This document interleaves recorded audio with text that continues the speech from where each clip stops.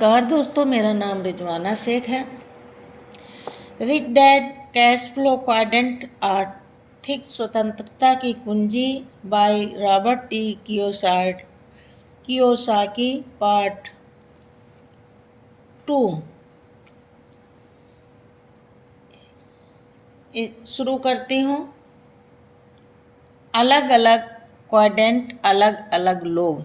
Quadrant बदलना अक्सर अपने अस्तित्व की बुनियाद में परिवर्तन करना होता है। मेरे उच्च शिक्षित डैडी हमेशा कहा करते थे, आप बूढ़े कुत्ते को नए करतब नहीं सिखा सकते। मैंने कई बार उन्हें कैश फ्लो क्वाड्रेंट समझाने की पूरी कोशिश की ताकि उन्हें नई वित्तीय दिशाएं दिखा सकूं। उनकी उम्र उस समय लगभग 60 साल थी और उन्हें यह एहसास हो चुका था कि उनके कई सपने कभी पूरे नहीं होंगे।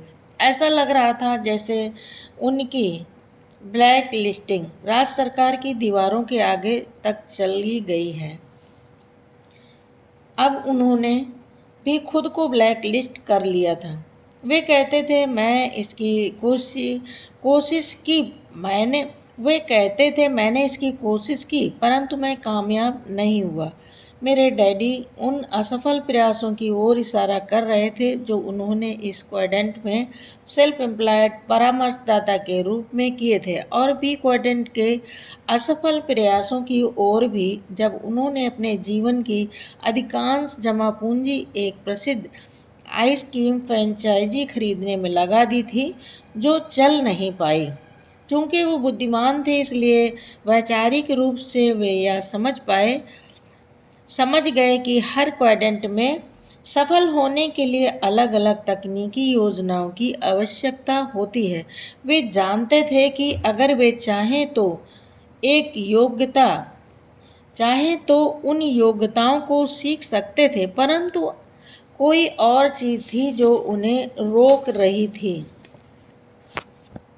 एक दिन लंच के दौरान अमीर डैडी से अपने शिक्षित डैडी के बारे में चर्चा की। अमीर डैडी बोले, तुम्हारे पिता और मैं अंदर से एक जैसे नहीं हैं। हालांकि हम दोनों ही इंसान हैं और हम दोनों में ही डर, शंकाएं, विश्वास, शक्तियां तथा कमजोरियां हैं, परंतु हम इन पर एक सी प्रतिक्रिया नहीं करते। हम अलग अलग प्रतिक्रिया करते हैं। क्या आप इन अंतरों के बारे में बता सकते हैं? मैंने पूछा। अमीर डैडी ने कहा, एक लंच में तो यह संभव नहीं है। बहरहाल हम जिस तरह उन अंतरों पर प्रतिक्रिया करते हैं उसकी वजह से ही हम एक या दूसरे क्वाड्रेंट में बने रहते हैं। जब तुम्हारे डैडी ने ई क्वाड्रेंट से निकलकर बी क्वाड्रेंट में आने की कोशिश की तो वे बौद्धिक रूप से इस प्रक्रिया को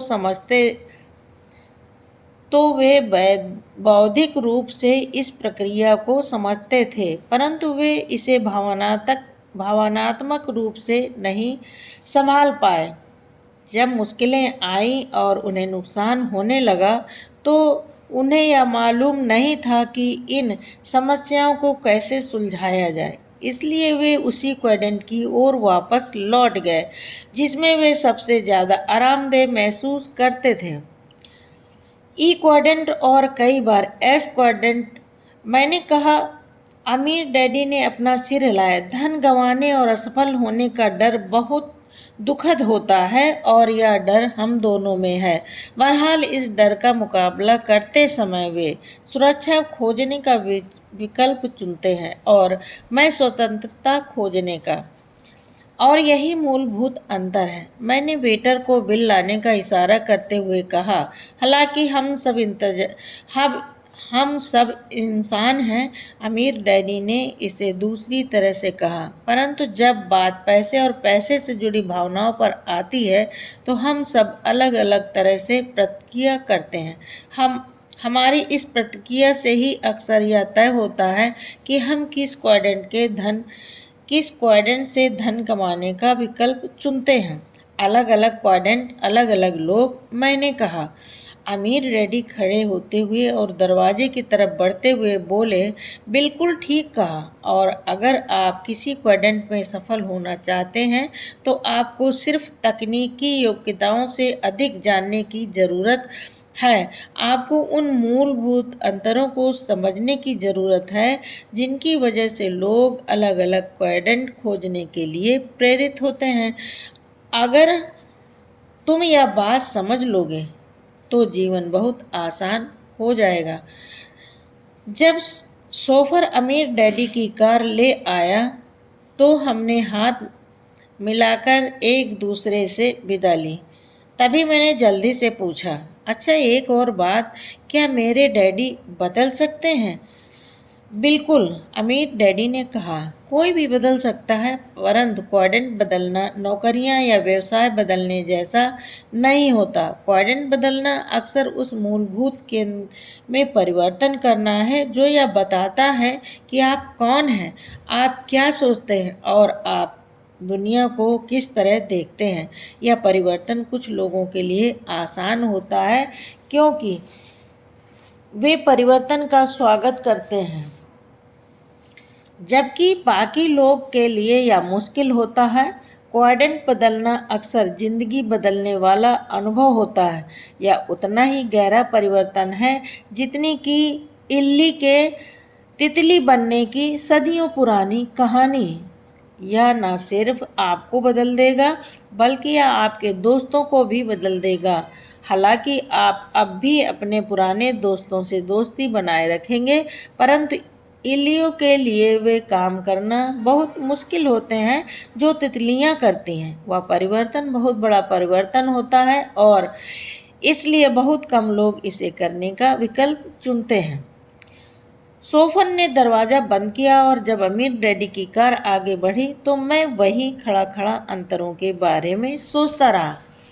मूलभूत अंतर क्या है? किसी के बारे में ज्यादा कुछ जाने बिना कैसे समझा जा सकता है कि सामने वाला ई, एस, बी या आई क्वाड्रेंट में है? यह समझने का एक तरीका यह है कि उसके शब्दों को ध्यान से सुना जाए।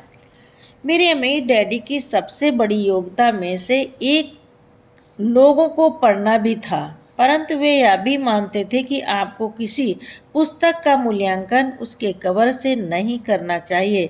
हेनरी फोर्ड की तरह ही अमीर डैडी भी बहुत ज्यादा शिक्षित नहीं थे, परंतु दोनों ही जानते थे कि शिक्षित लोगों को नौकरी पर कैसे रखा जाए और उनसे काम कैसे करवाया जाए। अमीर डैडी मुझे हमेशा बताते थे कि स्मार्ट लोगों को एकत्रित करना और उनसे टीम के रूप में काम करवाना उनकी मूलभूत योग्यताओं में से एक है। 9 वर्ष की उम्र में मेरे डैडी मुझे वे योग्यताएं सिखाने लगे जो बी और आई क्वाड्रेंट में सफल होने के लिए आवश्यक थी। किसी व्यक्ति के भीतर जाकर उनके मूलभूत केंद्र में झांकना एक ऐसी योग्यता थी। अमीर डैडी कहा करते थे, जब मैं किसी व्यक्ति की बातें सुनता हूँ तो मैं उसकी आत्मा को देखने और महसूस करने लगता हूँ। 9 वर्ष की उम्र से ही मैं अपने अमीर डैडी के साथ बैठने लगा जब वे लोगों को नौकरी पर रखते समय उनका इंटरव्यू लेते। यहाँ मैंने लोगों के शब्दों को सुनकर मूलभूत जीवन मूल्यों को पहचानने का तरीका सीखा जो मेरे अमीर डैडी के अनुसार उनकी आत्माओं से आते हैं। ई क्वाड्रेंट के शब्द, ई यानी कर्मचारी क्वाड्रेंट वाला व्यक्ति कहता था, मैं एक सुरक्षित नौकरी ढूंढ रहा हूँ जिसमें अच्छी तनख्वाह और बढ़िया लाभ हो।